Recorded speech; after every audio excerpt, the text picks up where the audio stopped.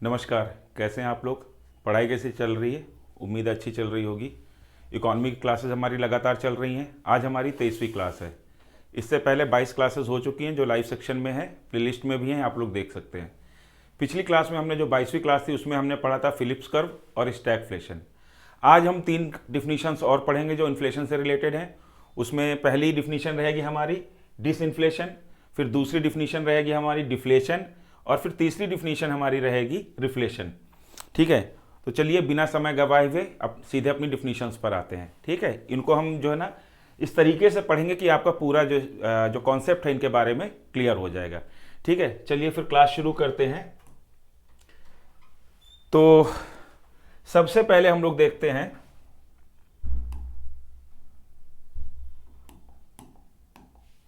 ठीक है, तो कौन कौन सी डिफिनीशंस हम लोग पढ़ेंगे। पहली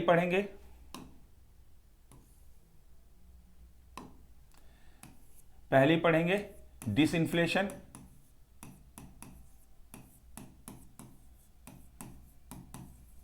जिसको हिंदी में कहते हैं अवस्फीति।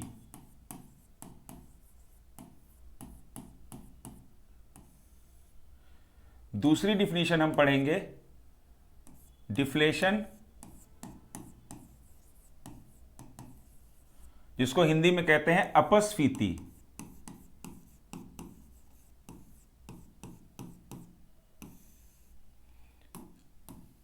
उसके बाद तीसरी डिफिनीशन हम लोग पढ़ेंगे रिफ्लेशन, जिसको हिंदी में कहते हैं पुनर्स्फीति।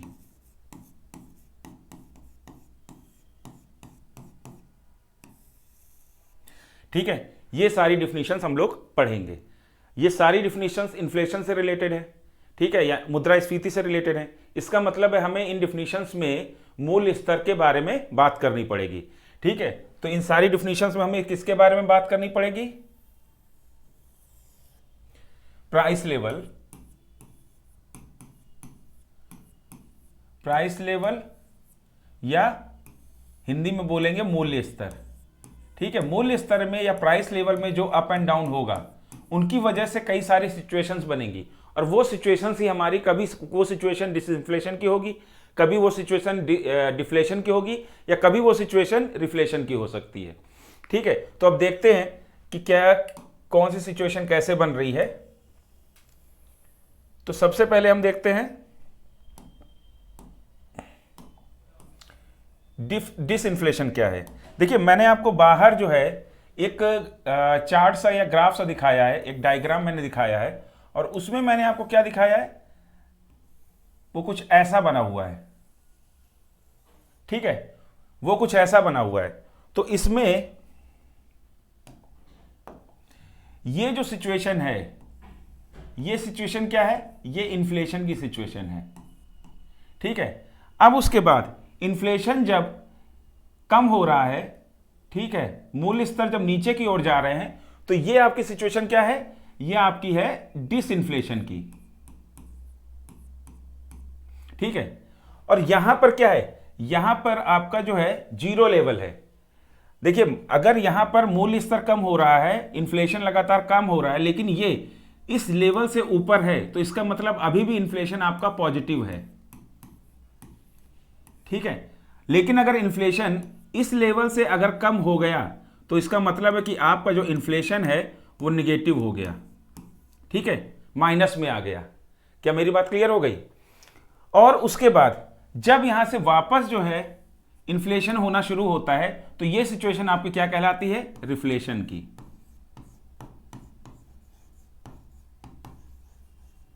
ठीक है, पहले तो इस पिक्चर को अपने दिमाग में क्लियर कर लीजिए।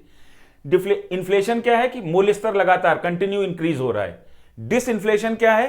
कि मूल्य स्तर लगातार जो है कम हो रहा है, लेकिन वो अभी भी 0% से ज्यादा है, यानी कि इन्फ्लेशन रेट हमारा अभी भी पॉजिटिव है। ठीक है, लेकिन जब इन्फ्लेशन रेट नेगेटिव होने लगे, तो इसका मतलब वो क्या है? वो डिसइन्फ्लेशन ना होकर वो क्या कहलाएगा? डिफ्लेशन कहलाएगा। ठीक है, वो अवस्फीति ना होकर अपस्फीति कहलाएगा। ठीक है, और उसके बाद एक लिमिट के बाद जब वापस से इन्फ्लेशन होना शुरू होता है, और वो अभी भी वो इन्फ्लेशन ठीक है, वो इन्फ्लेशन अभी भी जो है नेगेटिव में ही है, तो ये तुम्हारी, ये आपकी सिचुएशन क्या कहलाएगी, ये रिफ्लेशन कहलाएगी। और जब यही इन्फ्लेशन पॉजिटिव की तरफ बढ़ जाएगा तो फिर वापस ये रिफ्लेशन से क्या हो जाएगा, ये वापस रिफ्लेशन से हो जाएगा इन्फ्लेशन। क्या ये बात क्लियर हो रही है आपको? ये डायग्राम पहले मन में बैठा लीजिए, तो उसके बाद क्या है कि आपको इन्फ्लेशन, डिसइन्फ्लेशन, डिफ्लेशन और रिफ्लेशन, ये कॉन्सेप्ट आपको इजीली समझ में आ जाएगा। ठीक है, मेरी बात याद रखिए, मूल्य स्तर लगातार बढ़ रहा है तो ये आपका क्या है, इन्फ्लेशन हो गया। मूल्य स्तर आपका कम हो रहा है, यानी कि आपका जो इन्फ्लेशन रेट है, मुद्रास्फीति दर है, वो कम हो रही है, लेकिन अभी भी जो है ये 0% से ऊपर है, ठीक है, पॉजिटिव में है, तो इसका मतलब आपका क्या है, ये डिसइन्फ्लेशन है। जैसे ही आपकी जो इन्फ्लेशन रेट है या मूल्य स्तर है वो आपके नेगेटिव में चले जाते हैं, तो वो डिसइन्फ्लेशन की बजाय डिफ्लेशन कहलाता है। ठीक है, और वापस से जब यही मूल्य स्तर बढ़ने लगते हैं, लेकिन अभी भी इन्फ्लेशन रेट जो है आपका, इन्फ्लेशन रेट नेगेटिव है, तो ये जो सिचुएशन है ये क्या है, रिफ्लेशन। और जैसे ही इन्फ्लेशन रेट आपका पॉजिटिव हो जाता है तो आपका ये क्या कहलाता है, तुरंत इन्फ्लेशन। ठीक है, अब इसकी जो है ना डिफिनीशंस को समझ लेते हैं। अब इसकी डिफिनीशंस को समझ लेते हैं। ठीक है, तो यहां पर क्या बात चल रही है कि हमारा जो प्राइस लेवल है अप एंड डाउन हो रहा है, तो प्राइस लेवल को बीच में लिख लेते हैं।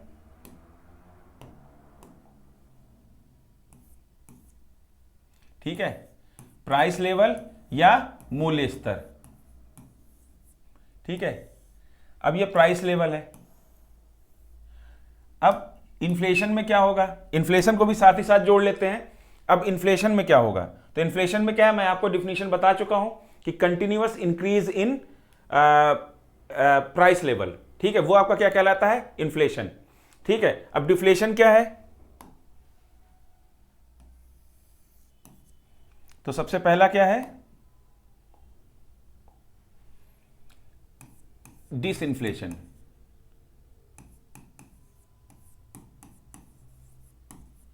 डिसइन्फ्लेशन में क्या होगा, प्राइस लेवल क्या होगा, कॉन्टिन्यूअस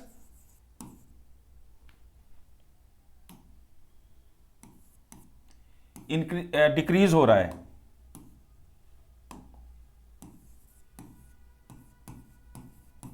डिक्रीज हो रहा है, लेकिन अभी भी कैसा है, इन्फ्लेशन रेट अभी भी कैसा है, पॉजिटिव है।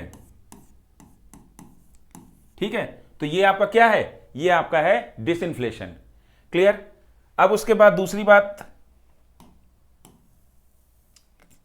डिफ्लेशन क्या है,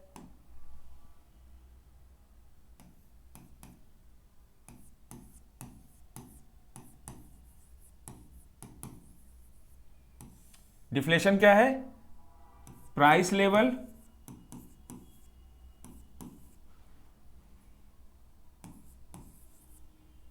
क्या हो रहा है, कंटिन्यूअस डिक्रीज हो रहा है।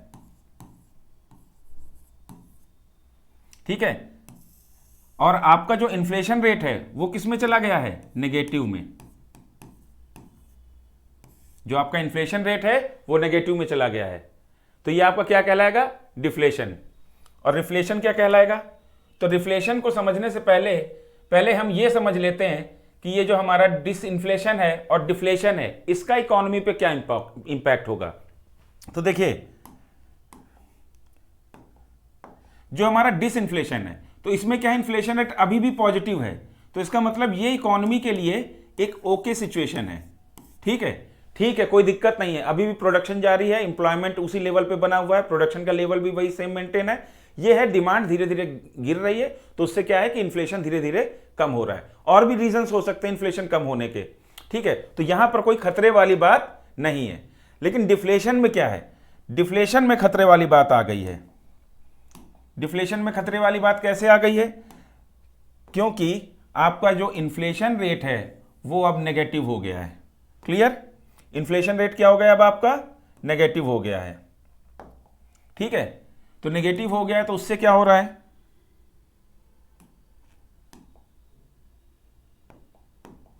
अब नेगेटिव है तो इसका मतलब क्या है कि आपका जो है डिमांड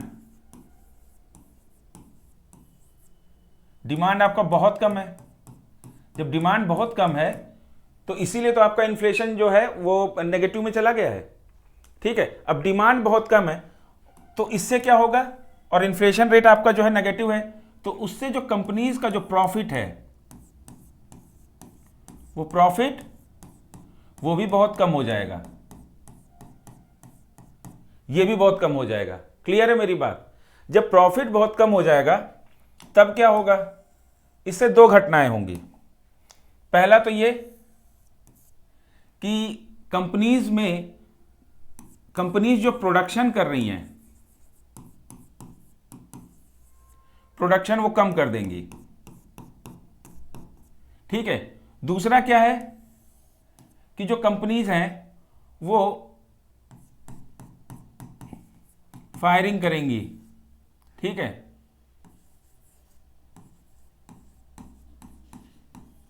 जो उनके एम्प्लॉयज हैं उनको जो है वो निकाल देंगी। ठीक है, एक और सिचुएशन हो सकती है, एनपीए की समस्याएं भी आ सकती हैं, क्योंकि जब उनका प्रॉफिट ही कम है कंपनीज का, तो फिर वो अपना ऋण कैसे चुकाएंगे, जो बैंक से उन्होंने उधारी ली है वो कैसे चुकाएंगे। ठीक है, तो ये सारी सिचुएशन इकोनॉमी में आ जाती हैं, और ये सारी सिचुएशंस किसकी वजह से आ रही हैं, ये सारी सिचुएशंस आ रही हैं किसकी वजह से, डिफ्लेशन की वजह से। ठीक है, डिफ्लेशन की वजह से ये सारी सिचुएशंस आ रही हैं। और डिफ्लेशन क्या है, हमारा जो प्राइस लेवल है कंटिन्यू नीचे जा रहा है, कंटिन्यू गिर रहा है, और वो किस सिचुएशन में जा रहा है, हमारा जो इन्फ्लेशन रेट है उस समय क्या है, हमारा इन्फ्लेशन रेट नेगेटिव में है। ठीक है, तो ये हमारी इकोनॉमी के लिए एक बैड सिचुएशन है। अब ये सारी सिचुएशन अगर कंटिन्यू बनी रहेगी, ठीक है, लंबे समय तक या कुछ समय तक, तो ये सारी सिचुएशन इकोनॉमी को किधर लेके जाएगी, ये सारी सिचुएशन इकोनॉमी को लेकर जाएगी किधर, रिसेशन की तरफ।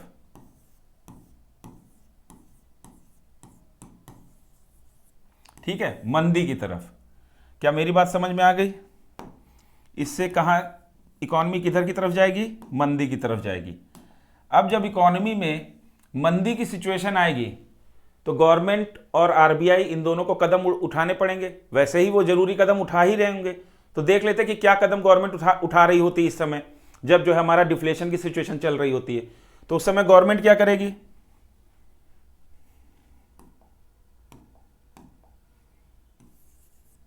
उस समय गवर्नमेंट क्या करेगी, गवर्नमेंट टैक्सेस को कम कर देगी, टैक्सेस को कम कर देगी। ठीक है, और क्या करेगी, एक्सपेंडिचर बढ़ा देगी अपना, गवर्नमेंट अपना जो खर्च है वो बढ़ा देगी। टैक्सेस को कम कर देगी तो लोगों के हाथ में ज़्यादा पैसा बचेगा, ठीक है, जिसको वो यूज़ कर सकते हैं। एक्सपेंडिचर बढ़ाएगी तो मनी सप्लाई बढ़ेगी अर्थव्यवस्था में, मनी सप्लाई बढ़ेगी यानी कि अर्थव्यवस्था में लोगों के हाथ में और पैसा आएगा, परचेजिंग पावर आएगी। तो गवर्नमेंट ये सारे कदम उठाएगी। आरबीआई क्या कदम उठाएगी,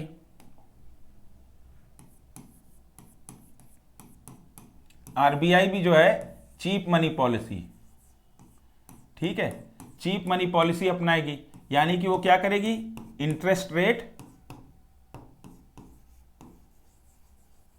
आरबीआई इंटरेस्ट रेट्स को कम करेगी। ठीक है, तो इस तरीके से सरकार और हमारा जो मौद्रिक निकाय है, हमारी जो आरबीआई है, ये दोनों मिलकर क्या करेंगे, ये दोनों मिलकर अर्थव्यवस्था में जो है मनी सप्लाई को बढ़ाएंगे। ठीक है, ताकि हमारी जो इकोनॉमी है वो जल्दी से रिकवर हो सके। सिचुएशन क्या बनी हुई है, सिचुएशन बनी हुई है कि डिमांड ही नहीं है, मतलब डिमांड इतनी कम है कि हमारा जो इन्फ्लेशन रेट है वो नेगेटिव में चला गया है। अब इससे निपटने के लिए आपको डिमांड जनरेट करनी पड़ेगी, तो गवर्नमेंट अपना क्या है, खर्च बढ़ा देगी और टैक्सेस को कम कर देगी। तो ये तो हो गए आपके फिस्कल मेजर्स।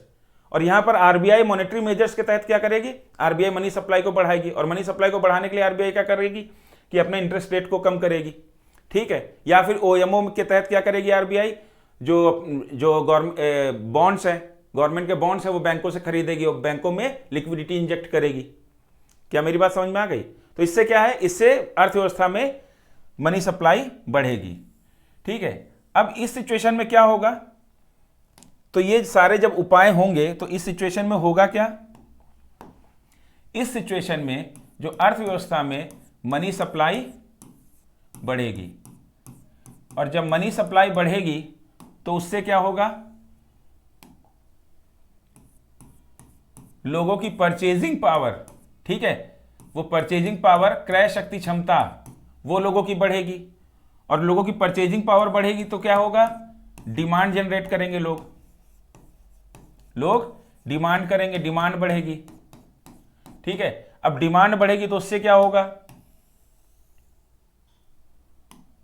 डिमांड बढ़ेगी तो उससे क्या होगा, प्रोडक्शन ज्यादा होगा, प्रोडक्शन ज्यादा होगा, फिर एम्प्लॉयमेंट होगा,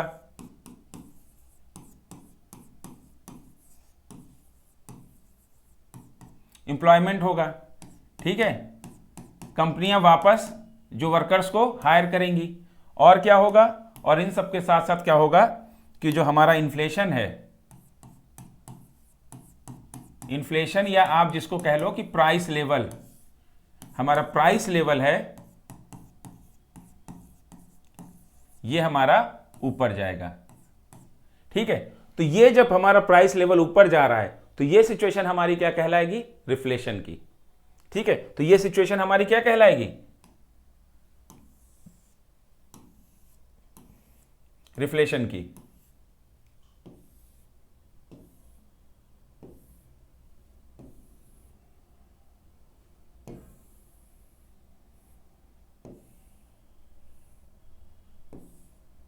ठीक है, तो यहां पर हम लिख लेते हैं कि रिफ्लेशन में क्या होता है,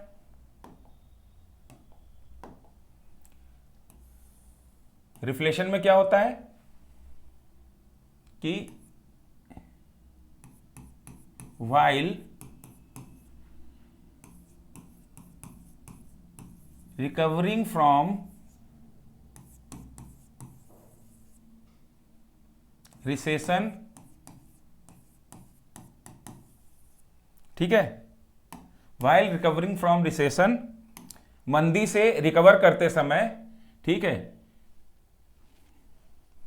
इंक्रीज इन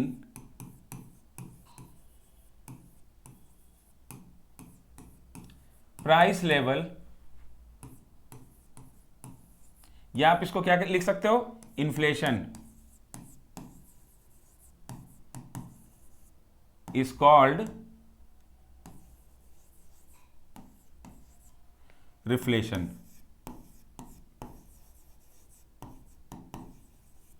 क्या मेरी बात समझ में आ गई, क्या यह चीज आपको क्लियर हो गई।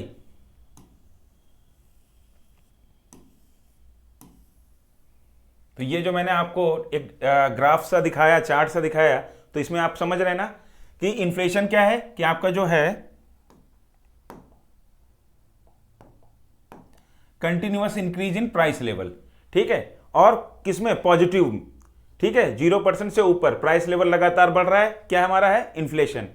प्राइस लेवल कम होता जा रहा है या इन्फ्लेशन कम होता जा रहा है, ठीक है, लेकिन अभी भी 0% से ऊपर है, तो यह हमारा क्या है, डिसइन्फ्लेशन। फिर प्राइस लेवल 0% से भी नीचे आ गया, इन्फ्लेशन हमारा 0% से भी नीचे आ गया, तो यह डिसइन्फ्लेशन नहीं कहलाएगा, यह क्या कहलाएगा, डिफ्लेशन। यह क्या कहलाएगा, यहां पे लिख लीजिए, यह सिचुएशन क्या कहलाएगी, जब नीचे जा रहा है तो यह कहलाएगा डिफ्लेशन, ठीक है। अब यहां पर नीचे जा रहा है, 0% से भी नीचे हो गया, यहां पर आपका क्या है, 0% है, ऊपर आपका क्या है, पॉजिटिव, और नीचे क्या है, नेगेटिव। अब उसके बाद जब यहां पर रिकवर कर रहे हैं, अर्थव्यवस्था हमारी इकोनॉमी रिकवर कर रही है, तो उस समय वापस से हमारा जो इन्फ्लेशन रेट बढ़ना शुरू होता है, ठीक है, और अभी भी वो लेकिन नेगेटिव ही है, तो वो सिचुएशन क्या कहलाती है, जो वापस से बढ़ रहा है वो रिफ्लेशन कहलाता है। और एक बार जैसे ही हमारा जो रिफ्लेशन की जो सिचुएशन है वो 0% को क्रॉस करती है, तो वो रिफ्लेशन के बजाय क्या कहलाता है, इन्फ्लेशन। क्या मेरी बात समझ में आ गई। हिंदी में इसको कहते हैं मुद्रास्फीति, इसको कहते हैं अवस्फीति, और डिफ्लेशन को कहते हैं अपस्फीति, और रिफ्लेशन को कहते हैं पुनर्स्फीति। क्लियर है, तो ये बात आपको समझ में आ गई ना।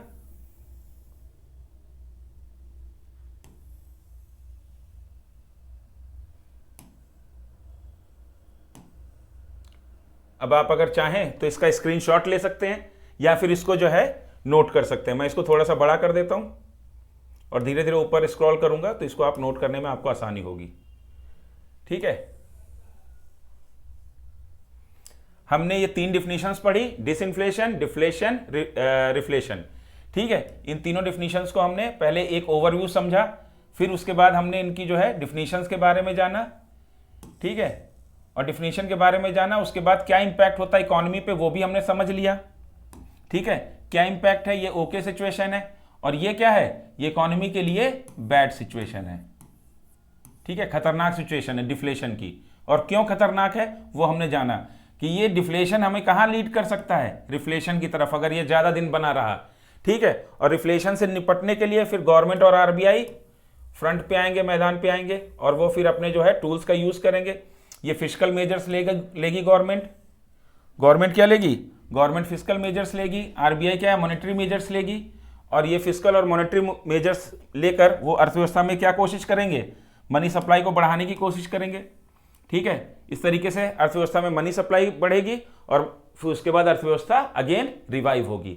ठीक है, और अगेन रिवाइव होगी तो जो हमारा इन्फ्लेशन, वो जो डिफ्लेशन की सिचुएशन चल रही थी वो किस में कन्वर्ट हो जाएगी, वो कन्वर्ट हो जाएगी हमारा रिफ्लेशन।